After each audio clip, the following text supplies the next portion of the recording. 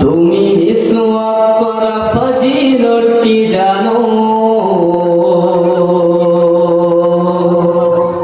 খাওয়ার শেষে মিষ্টি মুখের হাদিসটাও জানো।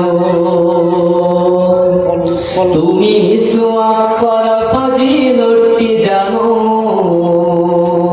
খাওয়ার শেষে মিষ্টি মুখের হাদিসটাও মানো। শুধু হক কথাটা উচ্চ স্বরে বলতে পারো না,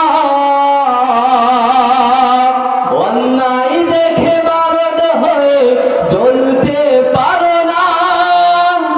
শুধু হক কথাটা উচ্চ স্বরে বলতে পারো না, অন্যায় দেখে বারণ হয়ে চলতে পারো না।